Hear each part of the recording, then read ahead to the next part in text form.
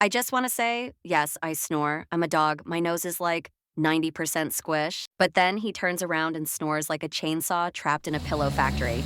And I'm the one getting judged? He literally nudges me at 2 a.m. like I'm the problem. So, you feel there's a bit of a double standard. A bit? I get kicked off the bed. Meanwhile, he's over there doing Darth Vader impressions into a humidifier. Look, I'm not saying I'm perfect, but at least I don't judge him for sounding like a foghorn with allergies.